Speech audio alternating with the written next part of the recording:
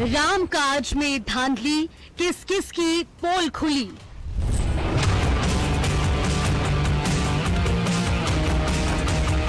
आपने देखा होगा एसआईटी की रिपोर्ट आई, तुरंत कार्रवाई प्रारंभ हो गई। और मैं आश्वस्त करता हूं, जो मैंने कहा था, दूध का दूध और पानी का पानी हम करके रहेंगे। हर ओर सियासी शोर, शुरू बैठकों का दौर। संतों का समर्थन, कम होगी चंपत की टेंशन। ट्रस्ट से मांग करते कि उनका इस्तीफा न स्वीकार किया जाए। उनकी निष्ठा पर हम संतों को पूर्ण विश्वास है, उनकी कार्य पद्धति पर, उनकी निष्ठा पर, उनके समर्पण पर। सलाखों के पीछे आरोपी, एसआईटी ने एक एक परत पलटी।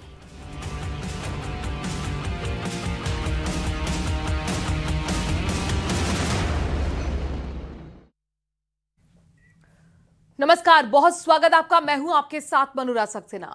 राम मंदिर के दान चोरी का मामला अब सिर्फ आपराधिक जांच तक सीमित नहीं रह गया है, बल्कि इसकी गूंज ट्रस्ट की बैठकों, संत समाज, राजनीतिक और प्रशासनिक व्यवस्था तक सुनाई दे रही है। एसआईटी की जांच भी लगातार आगे बढ़ रही है और कई आरोपियों की गिरफ्तारी हो चुकी है। करोड़ों रुपए के लेन देन और दान प्रबंधन की प्रक्रिया की पड़ताल जारी है। जांच एजेंसियां ये भी खंगाल रही हैं कि कहीं सिस्टम की खामियों का फायदा उठाकर इस पूरे खेल को अंजाम तो नहीं दिया गया। शुरुआत से अब तक क्या क्या खुलासे इस केस में हुए हैं, आज विशेष रामकाज कितने राज।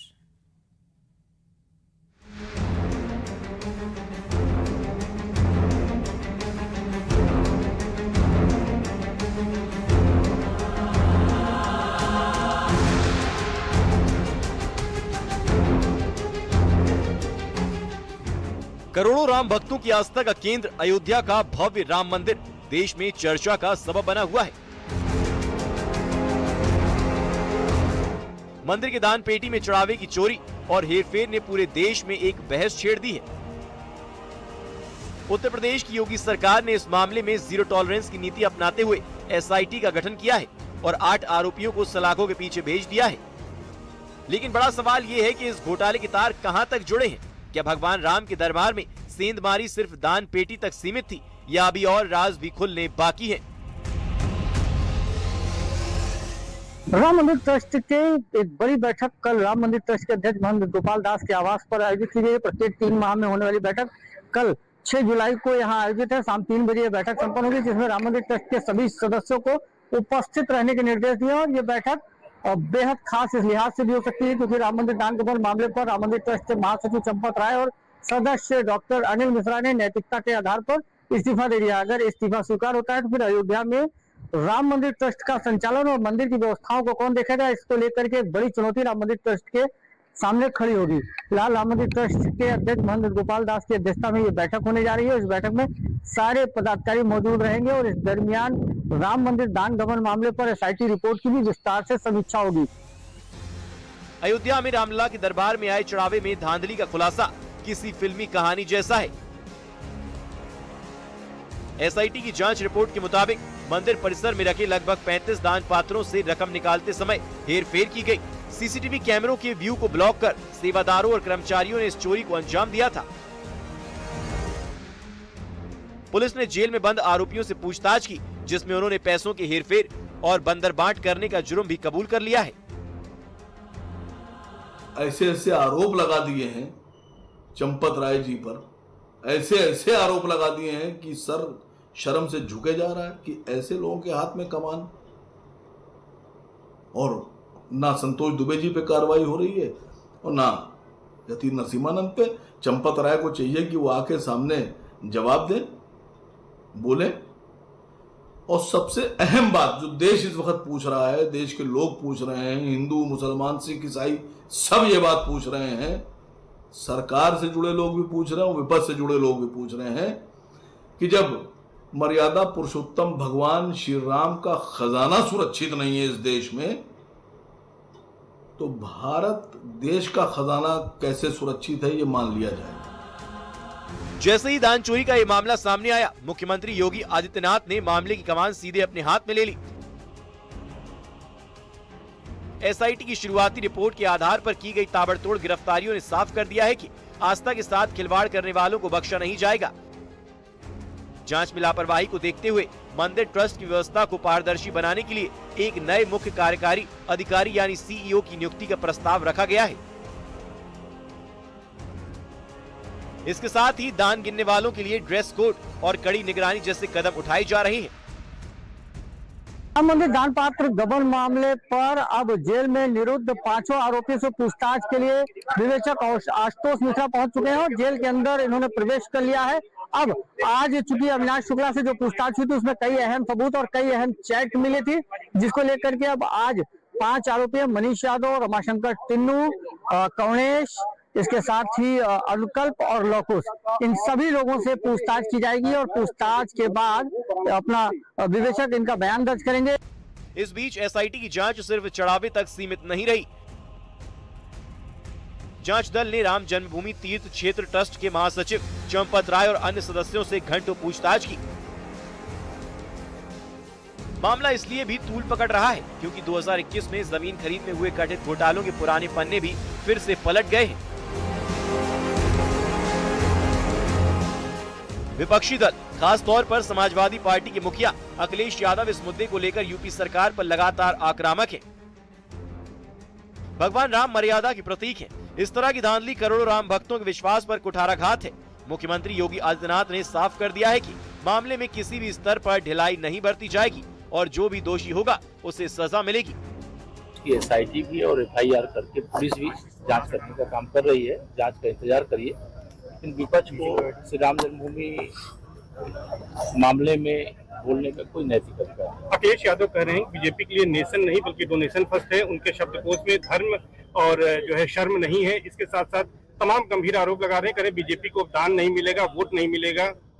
श्री अखिलेश यादव जी जो कर रहे हैं, समाजवादी पार्टी और रसातल में जा रही है। जिन लोगों ने वहाँ कर्मचारी के रूप में सेवा की और लोगों ने इस प्रकार से चोरी करने की घटना की, जिसकी जांच चल रही है, वह निश्चित तौर से पीड़ाजनक है। उसको किसी भी दृष्टि से अनुचित ही माना जाएगा। लेकिन यूपी में चुनावी माहौल के बीच ये मुद्दा सियासत के केंद्र में आ गया है। Bureau report, news 18।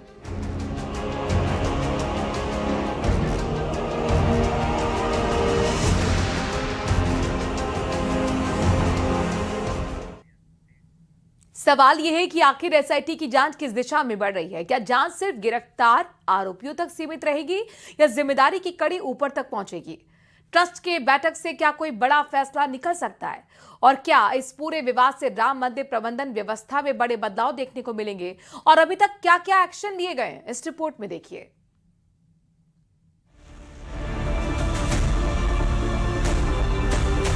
एसआईटी की रिपोर्ट आई, तुरंत कार्रवाई प्रारंभ हो गई और मैं आश्वस्त करता हूं, जो मैंने कहा था दूध का दूध और पानी का पानी हम करके रहेंगे।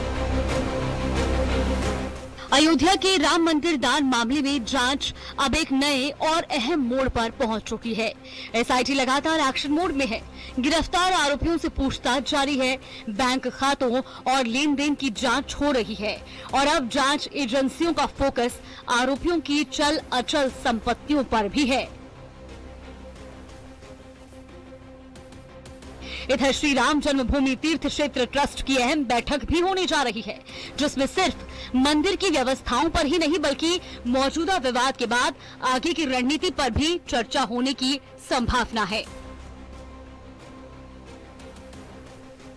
राम मंदिर दान चोरी को लेकर प्रतापगढ़ भी लगातार सुर्खियों में है और हमारी मौजूदगी एक बार फिर से अविनाश शुक्ला के घर पर है। अविनाश शुक्ला का घर प्रतापगढ़ के महेशगंज थाना क्षेत्र के नरियावा गांव में पड़ता है। आप सीधे तस्वीरें देखिए, ये अविनाश का नया घर है, 1 साल पहले जो है बनकर तैयार हुआ है।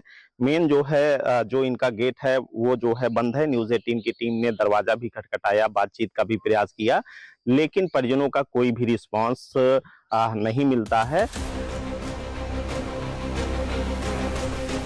अब तक का एक्शन, दान गबन के आरोपों के बाद मामला दर्ज, विशेष जांच दल यानी कि एसआईटी का गठन कर जांच, लगातार पूछताछ और दस्तावेजों की जांच, सीसीटीवी फुटेज, बैंक रिकॉर्ड और कैश कलेक्शन प्रक्रिया की जांच।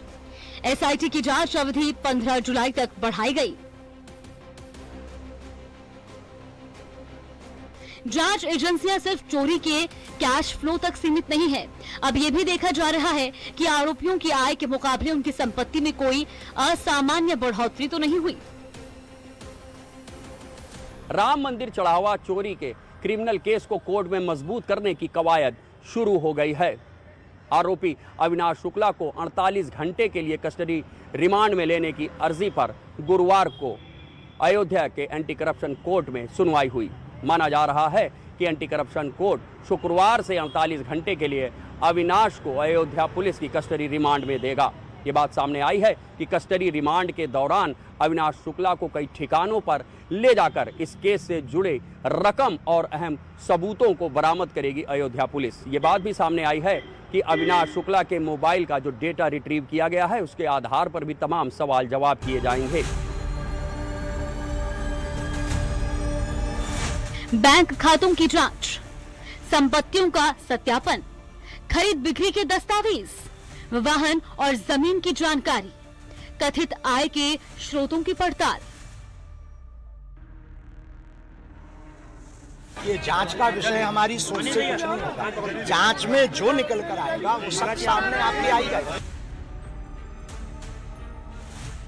एसआईटी आरोपियों के घरों, जमीनों, वाहनों और अन्य संपत्तियों का ब्यौरा जुटा रही है और ये पता लगाया जा रहा है कि कहीं कथित अवैध धन का निवेश तो नहीं किया गया। कुछ आरोपियों के गांव में भी छापेमारी की गई है और उनके परिजनों से भी पूछताछ की गई।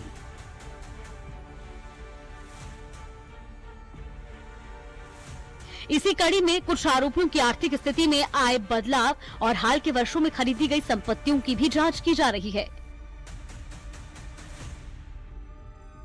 आरोपियों से लगातार पूछताछ, डिजिटल और वित्तीय साक्ष्यों का मिलान, बैंक ट्रांजैक्शन की जांच, बरामद दस्तावेजों का सत्यापन, संपत्तियों और लेन देन की क्रॉस वेरिफिकेशन। ये भारतीय जनता पार्टी की सरकारों ने देश और प्रदेश की जनता के लिए कोई अच्छा काम नहीं किया, केवल झूठ बोले हैं। सुबह से शाम तक केवल झूठ बोलते हैं। तो इसलिए 2027 के चुनाव में समाजवादी पार्टी सरकार बनाएगी, अखिलेश यादव मुख्यमंत्री बनेंगे। पूरे प्रदेश में इतनी समस्याएं हैं, महंगाई, बेरोजगारी, भ्रष्टाचार चरम सीमा पर। एसआईटी अब पूरे नेटवर्क को समझने की कोशिश कर रही है। जांच का मकसद केवल कथित गबन की रकम का पता लगाना नहीं, बल्कि ये भी जानना है कि यदि कोई वित्तीय अनियमितता हुई तो उसका पूरा तरीका क्या था और उसमें किन किन लोगों की क्या भूमिका रही। इसी वजह से जांच टीम को अतिरिक्त समय भी दिया गया।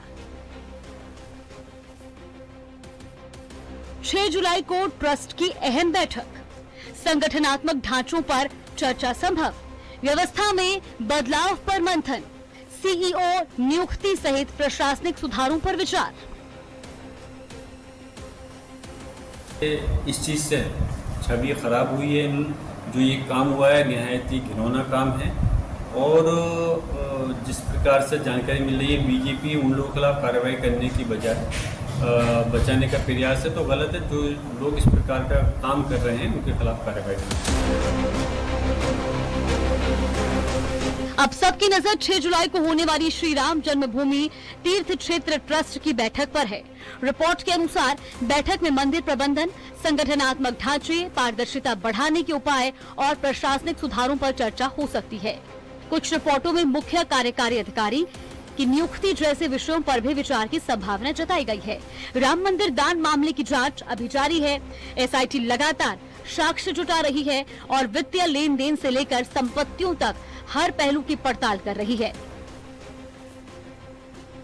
अब आने वाले दिनों में ट्रस्ट की बैठक, एसआईटी की आगे की रिपोर्ट और जांच के अगले कदम इस पूरे मामले की दिशा तय कर सकते हैं। Bureau report, news 18।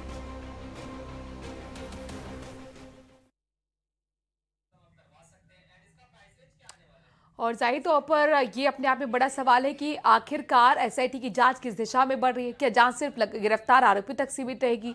जिम्मेदारी की कड़ी ऊपर तक पहुंचेगी या नहीं? ट्रस्ट की बैठक से क्या कोई बड़ा फैसला निकल सकता है? और क्या इस पूरे विवाद से राम मंदिर प्रबंधन व्यवस्था में बड़े बदलाव देखने को मिलेंगे? अभी तक क्या क्या एक्शन लिए गए हैं, आपको इस रिपोर्ट में दिखाते हैं।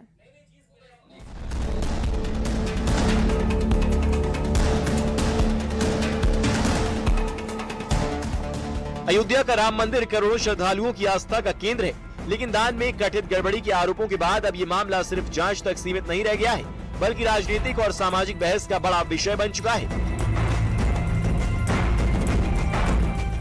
एक तरफ एसआईटी जांच को आगे बढ़ा रही है, तो दूसरी तरफ सत्ता और विपक्ष आमने सामने है।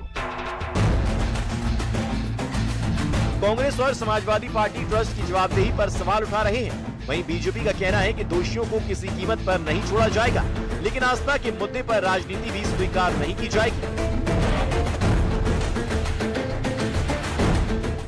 उत्तर प्रदेश में दंगे नहीं होते, अब उत्तर प्रदेश में उपद्रव नहीं होते। कुंदरकी के चुनाव में आपने देखा, और मैं धन्यवाद दूंगा मुरादाबाद के जनपद वासियों को और कुंदरकी वासियों को खास तौर पर, जिन्होंने तुर्क को परास्त करके साबित कर दिया कि बाबर का राज नहीं चलेगा, अब राम राज ही चलेगा।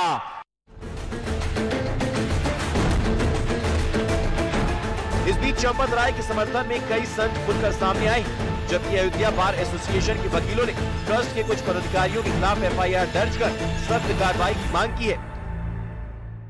दर्ज करने के लिए ले गए हैं, दर्ज करेंगे, दर्ज करके कापी देंगे शाम तक। क्या क्या लिखा गया उसमें अभी नहीं बता पाएंगे, अभी खुलासा कर देंगे कचहरी में। अच्छा, तो क्या हुआ है? आप लोग थाने पे जा रहे थे, क्या बातचीत हुई? बातचीत हुई, मुकदमा दर्ज करके कार्यवाही करेंगे। कितने लोगों को? चार।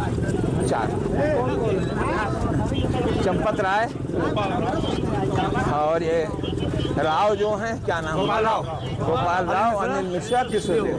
चलो।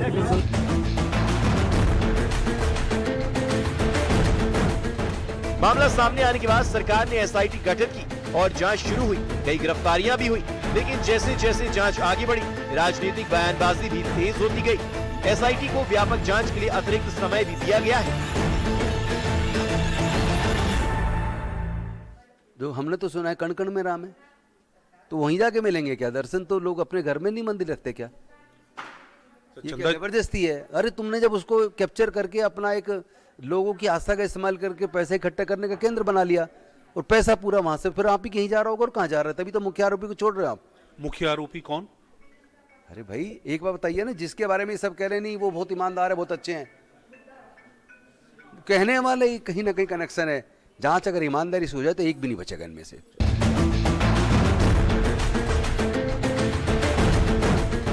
कांग्रेस ने इस पूरे मामले में ट्रस्ट पदाधिकारियों के खिलाफ कार्रवाई की मांग की और इसे पारदर्शिता का सवाल बताया।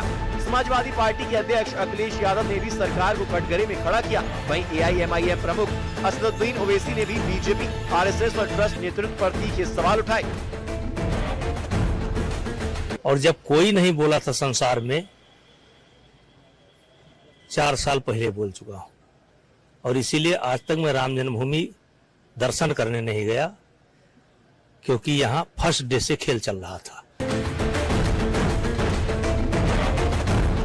मुख्यमंत्री योगी आदित्यनाथ ने साफ कहा है कि अगर किसी के पास सबूत है तो उन्हें जांच एजेंसियों को दें और दोषियों के खिलाफ कठोर कार्रवाई होगी।